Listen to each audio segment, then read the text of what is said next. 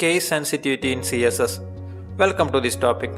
വളരെ ചെറുതും ഉപകാരപ്രദമായ ഒരു ടോപ്പിക്കാണിത്. ഒരു എക്സാമ്പിളിലൂടെ നമുക്ക് എന്താണ് CSSലത്തെ കേസ് സെൻസിറ്റിവിറ്റി എന്ന് മനസ്സിലാക്കാം. അപ്പോൾ നേരെ കോഡ് വിൻഡോയിലേക്ക് പോയാലോ. നമ്മുടെ VS കോഡ് വിൻഡോ ഇവിടെ റെഡിയാണ്. ഇതിൽ ഞാനൊരു അൺഓർഡേർഡ് ലിസ്റ്റ് ടൈപ്പ് ചെയ്ത് വെച്ചിട്ടുണ്ട്. ഈ ലിസ്റ്റ് എലമെൻറ്റുകൾ ശ്രദ്ധിച്ചാൽ മനസ്സിലാവും ഇതിനൊക്കെ തന്നെ ക്ലാസ് ആട്രിബ്യൂട്ട് ഉണ്ട്. പക്ഷേ ക്ലാസ് നെയിമിൽ ചില വ്യത്യാസങ്ങൾ കാണാൻ സാധിക്കും. ചില വ്യത്യാസങ്ങൾ എന്ന് പറഞ്ഞാൽ ചിലത് ഫുൾ ലോവർ കേസാണ്, ചിലത് തുടങ്ങുന്നത് അപ്പർ കേസിലാണ്.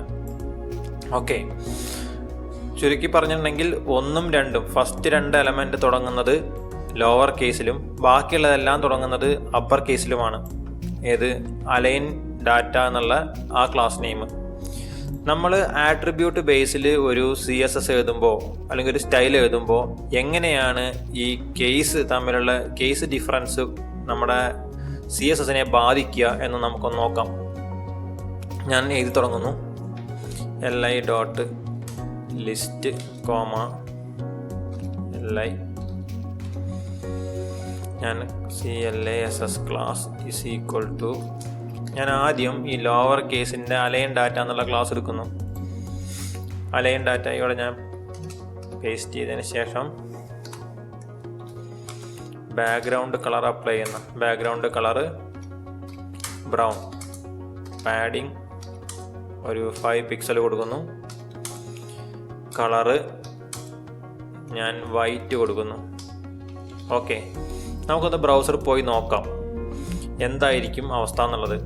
നേരെ നോക്കുമ്പോൾ കണ്ടോ, ആദ്യത്തെ 2 എലമെൻറ്റ്സിനാണ് സ്റ്റൈല് വന്നിട്ടുള്ളത്.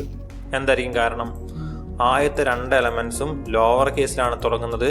നമ്മളിവിടെ കൊടുത്തിട്ടുള്ളതും ലോവർ കേസ് ക്ലാസ് നെയിമാണ്. പക്ഷേ അപ്പർ കേസിലും അതേ തന്നെയാണ്. ക്ലാസിൻ്റെ പേര് വ്യത്യാസമില്ല, സ്റ്റാർട്ടിങ് ലെറ്റർ ക്യാപിറ്റലായിരുന്നേ ഉള്ളൂ.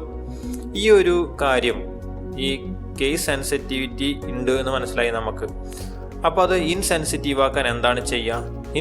ഇൻസെൻസിറ്റീവ് ആക്കാൻ നമുക്കൊരു കാര്യം ഈ സ്റ്റൈലിൻ്റെ അവിടെ എഴുതി കൊടുക്കണം. ജസ്റ്റ് ഈ ബ്രാക്കറ്റ് ക്ലോസ് ചെയ്യുന്നതിൻ്റെ മുമ്പേ ഒരു I എന്നുള്ളത്, ഒരു I ലെറ്റർ ഇവിടെ ആഡ് ചെയ്ത് കൊടുക്കണം. എന്നിട്ട് സേവ് ചെയ്യണം. എന്നിട്ട് നമ്മൾ പോയി കഴിഞ്ഞാൽ കാണാൻ പറ്റും 4 LI എലമെൻസിനും ആഡ് ചെയ്തിട്ടുണ്ട്. പക്ഷേ അവസാനത്തേനെ ആഡ് ആയിട്ടില്ല. ആ അവസാനത്തേനെ ആഡ് ആവാത്ത കാരണം എന്തായിരിക്കാം?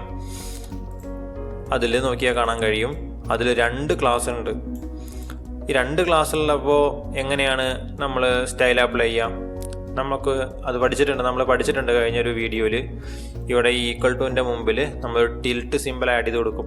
എന്നിട്ട് സേവ് ചെയ്യും. പോയി നോക്കുക. അപ്പോൾ എല്ലാ എലമെൻസിനും സ്റ്റൈൽ അപ്ലൈ ചെയ്തിട്ടുണ്ട്. അപ്പോൾ ഈ ഒരു വീഡിയോ നിങ്ങൾക്ക് ഉപകാരപ്രദമായെന്ന് വിചാരിക്കുന്നു.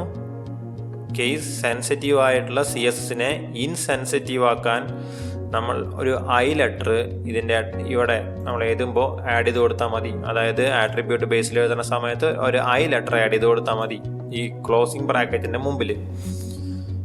അപ്പോൾ ഓക്കെ, അടുത്ത ചെറിയൊരു ടിപ്പായിട്ട് വീണ്ടും കാണാം. Thank you.